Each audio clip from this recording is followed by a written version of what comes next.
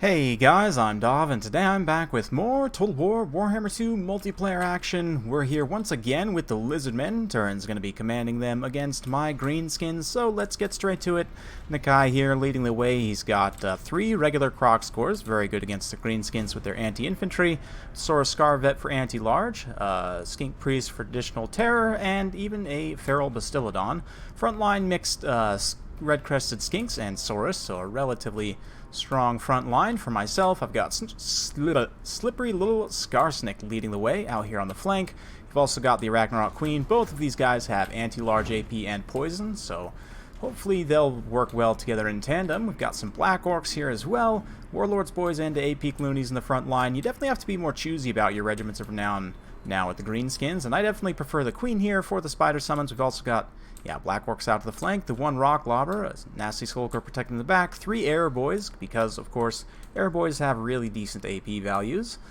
And, yeah, that's pretty much it. So let the games begin. SKARSNIK going to pop an early Wah here, even though mostly just charging Goblins into Skinks. It will help these Goblins trade quite cost efficiently into these red crests here. You can see the red crest taking immediately quite a bit of damage, not to mention the spiders, of course. It will also help the big old queen as she gets matched up against this Scarvet there. Not the most ideal engagement for me, especially with NAKAI supporting there. These goblins break almost immediately, so we're going to send in the second wave here. Warlords Boys and the 8-Peak Loonies getting involved, as well as the Black Orcs here. Black Orcs, of course, with heavy AP.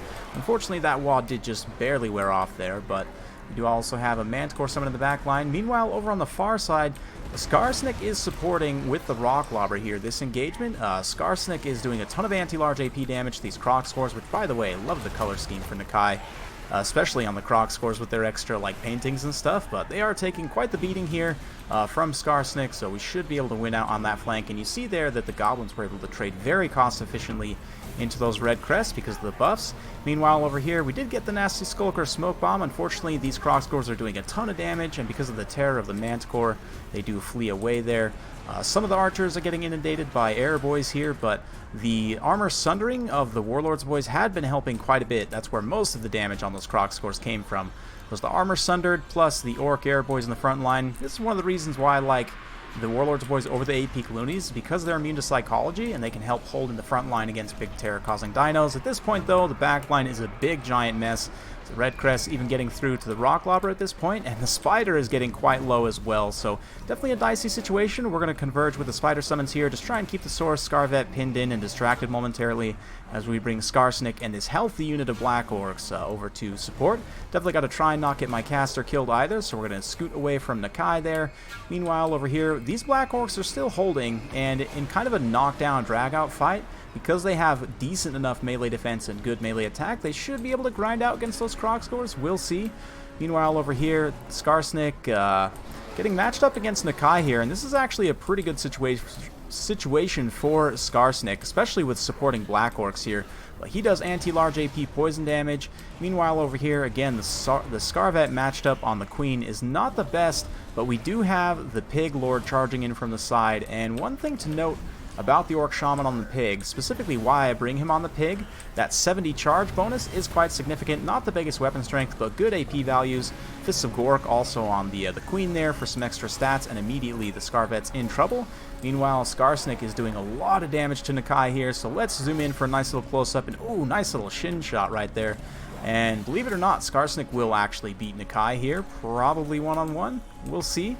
Looks like NAKAI not really wanting to take that engagement, pulling away there, and you can see these Croc scores just still bundled up. The Black Orcs came back, the Warlords Boys came back as well. We're getting nasty Skulkers in here also. This unit of Red Crest did push through my backline very aggressively, keeping a number of units tied up here, so that's very nice. But meanwhile, over here, the Scarvet did get routed off. Another Wah being popped, so another damage spike and speed. Obviously, again, the charge bonus and the armor piercing from the Orc Shaman being very key there.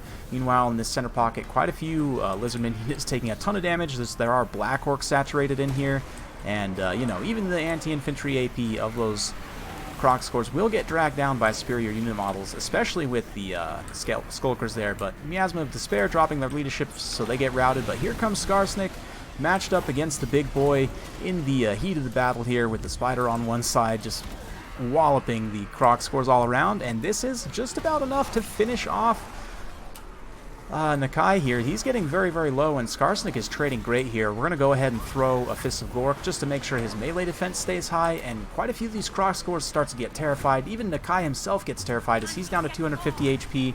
The Orc Shaman, once again, getting a good rear charge in here. Going to get some attacks in on some of these Croc scores and more. So yeah, what initially had looked like a really rough situation with that giant backline compromise there, we're able to kind of drag back, kicking and screaming here with SKARSNIK doing some heavy anti-large AP lifting, and the Spider surviving until the late game.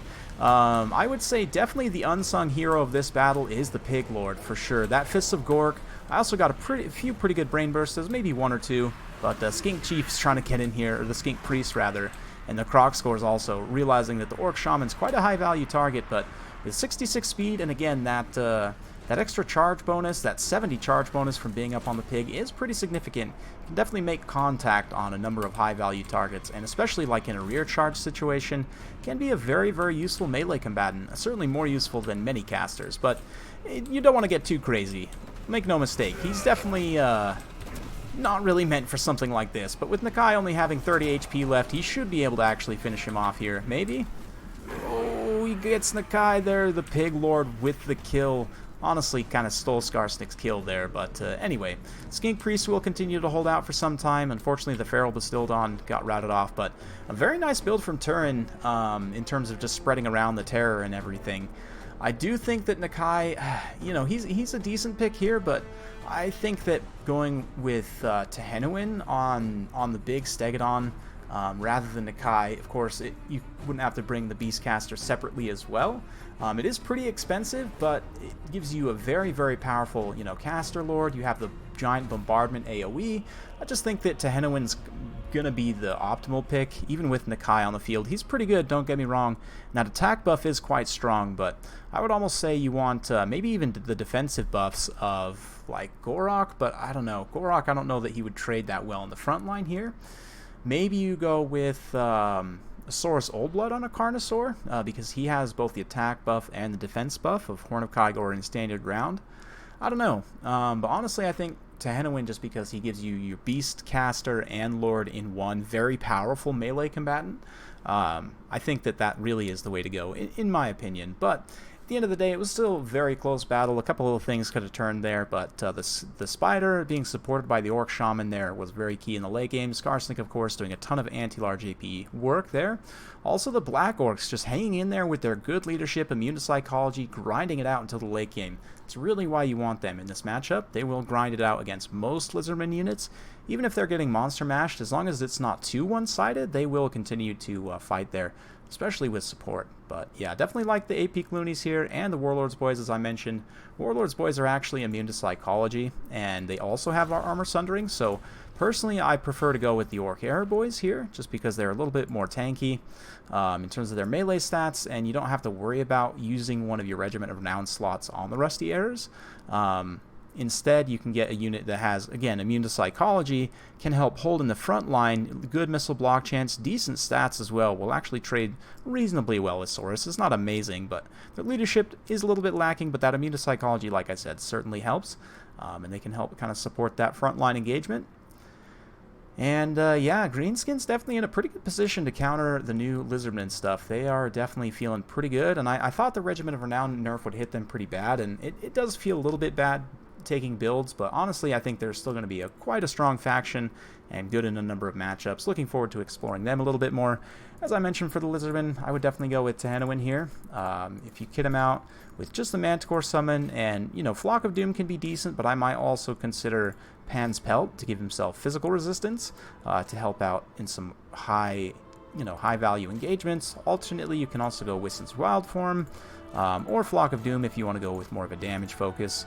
But yeah, the Blade of the Serpent's Tongue, this AoE poison could potentially be good, and the Plaque of Sotek, when he's casting, to get 22% damage resistance will be quite good as well.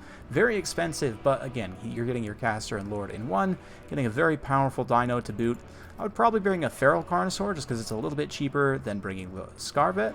I mean, if we just have a comparison here with no abilities, it is 300 points more expensive to bring the Scarvet, so I'd like to go with the Feral Carnosaur just to keep things a little bit cheaper here.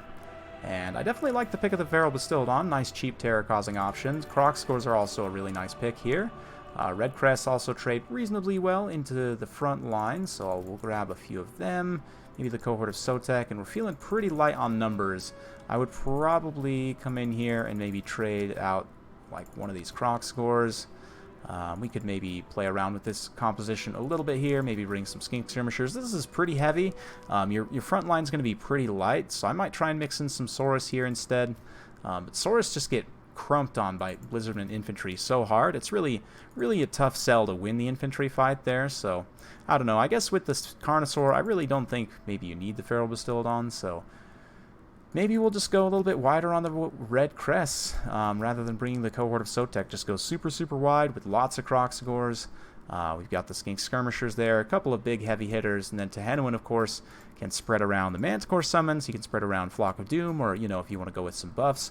Alternately, it may work out reasonably well to do some other things here. I mean, you really do have a number of different options, but like a Life Salon potentially with double Carnosaur, maybe that would work out okay. You know, just healing Carnosaurs against the Greenskins, I would imagine, would be pretty tough to deal with, so you could do something like this. Yeah, something like that I think would be pretty nasty to deal with. Your Slon is going to be somewhat vulnerable, but with 2 Feral Carnosaurs to protect him, should be okay. If you're worried about getting enraged, you could trade these Skink Skirmishers for a Skink Chief, and that's going to give you a couple of procs of Cold-Blooded to be able to control these two. And, you know, they can kind of pick away at various targets as well. If you want to trade out some funds to try and get them a mount, you could, but I guess we're at our monster cap, so you really could only go for the Pterodon if you wanted to.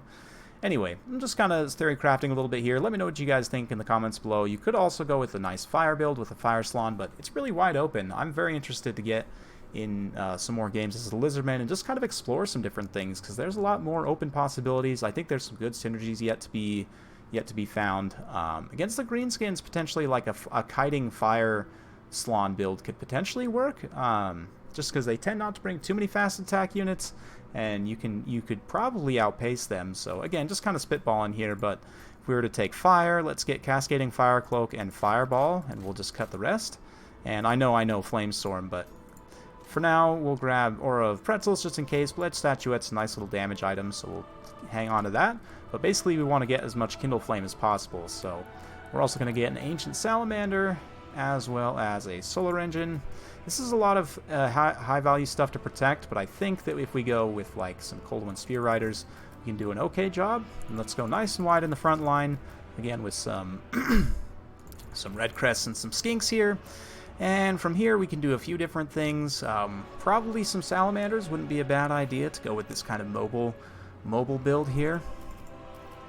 Couple of Salamanders just like that, and to find some additional funds I may trade out these Cold One Spear Riders, honestly, just to the regular Cold One Riders. That would allow us to take one more Salamander, and that feels pretty good, honestly. We could even upgrade to the Regiment of Renown if we wanted to get the extra stock and the perfect vigor and everything. It could be okay in the late game, especially charging on some various units there, but something like this I think could work okay. Let me know what you guys think in the comments below. I do want to try out a fire build like this against the Greenskins.